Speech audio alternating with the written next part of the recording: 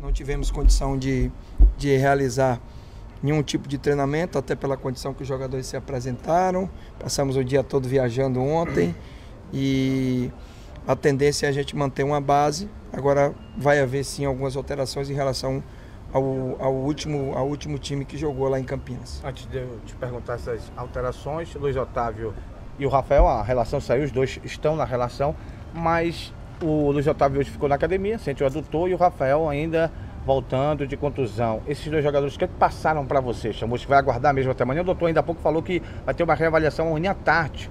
Você aguarda até o final, até o último minuto? Eu vou aguardar ainda o posicionamento do departamento médico. Em relação ao Rafael, é até um pouco mais tranquilo, porque ele já fez um trabalho de campo.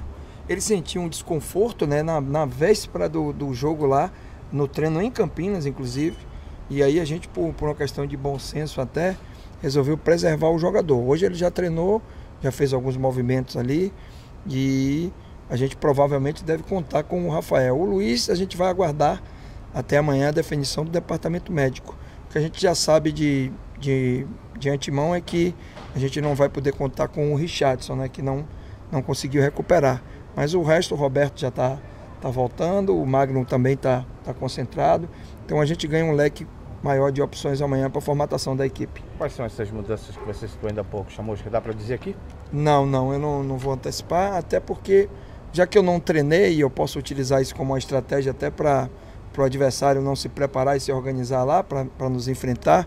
Eu vou usar segurar um pouquinho, vocês só vão saber amanhã na hora que definir a escalação oficial antes do jogo, até como uma estratégia aí para atrapalhar um pouquinho a organização do adversário. E esse Goiás, como é que você observa o adversário de amanhã, Chamusca?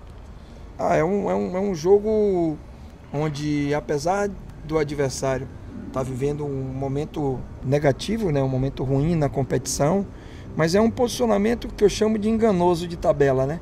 É um adversário que tem potencial para render muito mais, para estar numa posição bem acima do que eles estão, mas que vivem um momento difícil. Mudança de comando, isso faz com que atrapalhe um pouco o trabalho de análise, porque pode vir uma formação diferente, uma postura tática também diferente, já que é um novo treinador, é um novo comando.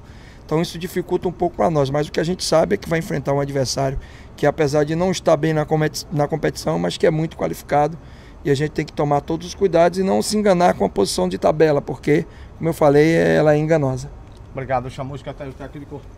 Chamusca, em relação a esse jogo contra a equipe do Guarani, deu para notar foi que o time foi muito bem no segundo tempo, foi uma análise geral de todo mundo, mas no cômputo geral, te agradou?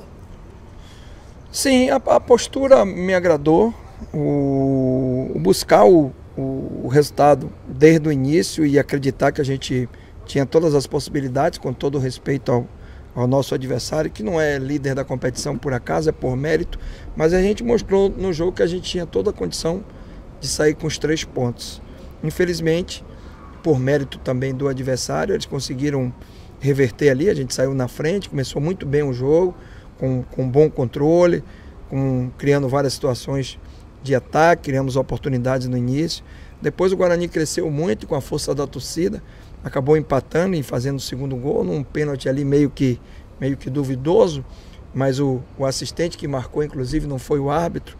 E a postura nossa na volta para o segundo tempo foi uma postura de jogo muito consistente, tomamos o controle do jogo, fizemos um jogo praticamente de meio campo, a gente atacando e o Guarani defendendo, criação de oportunidades.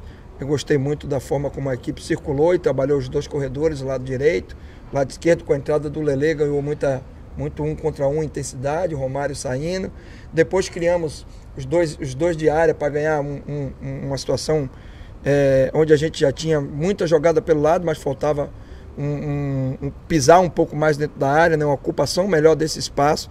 E com o Arthur e com a vinda do Ken para organizar no lugar do Raul e a entrada do Wallace fazendo o trabalho por trás dos 2 atacantes, a gente passou a ganhar uma opção de jogo por fora e jogo por dentro, o que acabou acontecendo na hora do gol, né? Uma jogada por dentro, finalização do Elton, e a gente estava com o segundo atacante dentro da área para pegar o rebote. Então acho que o plano de jogo e a estratégia que foi utilizada para que pelo menos a gente pudesse buscar um empate, e até no final do jogo a gente até criou uma situação ali para poder fazer o 3-2, mas pelo menos voltar com o empate, porque A gente sabe que futebol não tem justiça, mas seria muito justo se a gente não voltasse pelo menos com um ponto pela performance e pela atuação que tivemos durante os 90 minutos. O time teve muito bem, Chamusca, e lhe parabenizar que você realmente leu o jogo e colocou 3 atacantes. Foi decisivo realmente para o Ceará conseguir um empate. Naquele momento, eu acho que o que a gente precisava fazer, porque a gente estava com controle do jogo, estava jogando muito no campo do adversário, mas faltava um poder de fogo maior quando a bola entrava lá no último terço do campo. E com a entrada dos jogadores aí que tem esse potencial, o Wallace, o Arthur e o próprio Lelê, e o Ken vindo um pouquinho mais de trás organizando o jogo, a gente melhorou ainda mais, já que a gente já tinha um bom controle e conseguiu com êxito o empate. E foi um resultado importante, a gente pontuou, não era o que a gente queria, mas as circunstâncias do jogo acabou sendo interessante. E esse empate, a gente tem que valorizar muito, porque a gente vai jogar para buscar 3 pontos aqui amanhã. Vamos jogar, fazer um jogo muito forte, buscando isso aí. E aí esse empate vai ter um valor ainda maior do que ele já tem agora. Você tem um conhecimento sempre muito grande do adversário. Com certeza esse é um elemento que facilita. É um elemento facilitador para saber o que precisa fazer. O que precisa fazer para vencer o Goiás? Bom, essa resposta é um pouco mais complexa pela mudança de comando, né? Se fosse o mesmo treinador, eu estudei vários jogos, joguei com o Paysandu, e nesse último jogo agora nós estudamos muito o jogo Guarani e Goiás para jogar contra o Guarani. No jogo que nós jogamos contra o América, eu estudei América Mineiro e Goiás, ou seja, em vários jogos o Goiás sempre esteve envolvido nas nossas análises. Então é um time que eu conheço muito taticamente, conheço muito a característica individual dos jogadores e conhecia muito a forma de trabalhar do treinador anterior, já que a gente fez todas essa análise em cima dessa questão. Com a mudança de comando, com certeza deve haver algumas alterações, não só na escalação, como também no comportamento da equipe. A gente sabe que pelo tempo que o Argel vai ter para trabalhar, ele não tem muito tempo para mudar comportamento. Mas sempre com a mudança do treinador, ganha-se no aspecto motivacional para o jogo, ganha-se em algumas situações táticas, porque o treinador sempre muda alguma coisa, e eles têm bons jogadores individualmente. É um time muito qualificado, que, como eu falei já anteriormente, está numa posição que é meio enganosa na tabela pelo investimento, pela qualidade dos jogadores.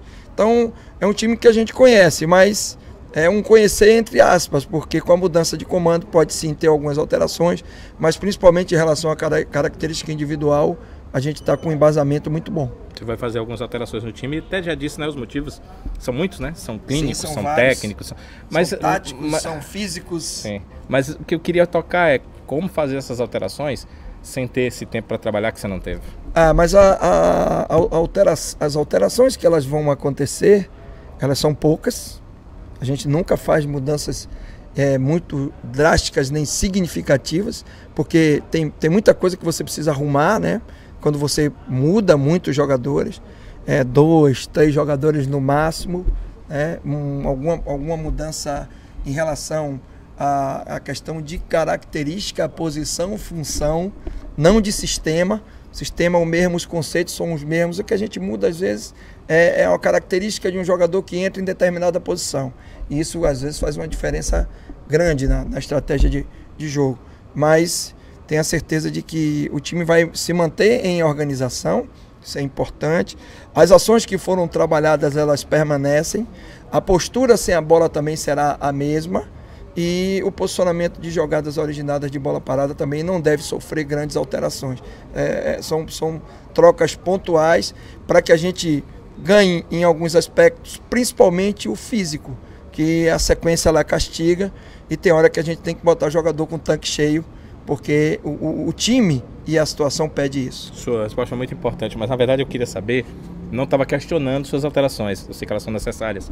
Qual o mecanismo que você utiliza, já não tendo o campo, para poder alterar e que o jogador entenda o que é que ele tem que fazer ao cumprir aquela função? Mas a minha resposta ela foi até abrangente, né?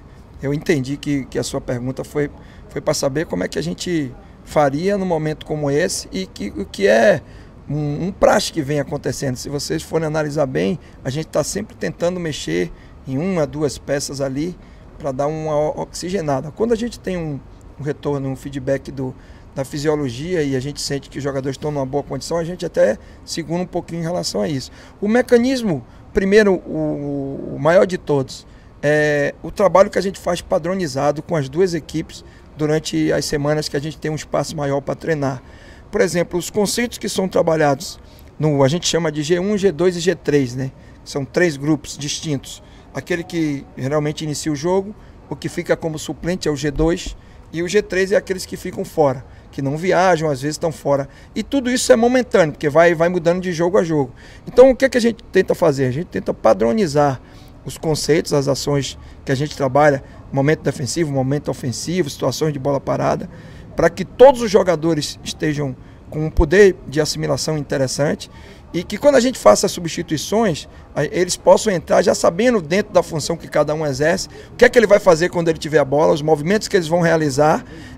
Quando a gente propõe algumas situações, por exemplo, uma saída onde um volante entra mais próximo ao zagueiro para jogar, para você dar uma amplitude maior com os laterais já sabem onde vão posicionar, os atacantes já sabem qual é o posicionamento nesse momento. Quando a gente faz uma saída com a linha de 4, com os laterais mais por trás, aonde é que o meia pelo lado posiciona, qual é o posicionamento do atacante. Então, como a gente treina todo mundo para realizar todas as ações e trabalha os conceitos, então quando eles entram não tem um choque muito grande. Eu nunca faço assim um trabalho, às vezes eu faço só quando eu quero fazer um tático de véspera de jogo para mostrar uma fotografia do jogo, o espaço que a gente pode utilizar. Mas geralmente os trabalhos são todos conceituais, onde a gente trabalha a equipe B no mesmo padrão da A, para que justamente quando eu precise fazer essas mudanças sem tempo para treinar no campo, o jogador já esteja um poder de assimilação em relação às ações que ele vai realizar com e sem a bola durante o jogo. O que dá também a gente uma condição muito boa é a palestra que a gente desenvolve através de imagens em situações de jogo, que a gente faz, gasta 30 minutos aí na palestra e eles têm um poder de assimilação muito bom quando a palestra é feita através de imagens, porque a gente mostra muita situação de posicionamento do adversário, mas mostra também as nossas ações que a gente já treinou e confirma e reitera aquilo que a gente quer que eles façam, sendo que a gente mostra a fotografia, o espaço que o adversário vai dar, se vai ser um jogo mais pelo lado, pelos corredores, se vai ser um jogo mais central, se a gente precisa de um 9 mais fixo, de um 9 que crie mobilidade para tirar a zagueira um pouco da linha, se é um jogo de diagonal na última linha, se é um jogo onde o adversário vai me pressionar e eu preciso ter uma mecânica e um antídoto para a pressão que eu vou receber. Então a gente procura analisar para que, através das imagens, também seja um recurso interessante nesses momentos que a gente tem pouco tempo para treinar, para a gente melhorar a condição da equipe. E tudo isso que é feito é em busca dos 3 pontos no próximo jogo.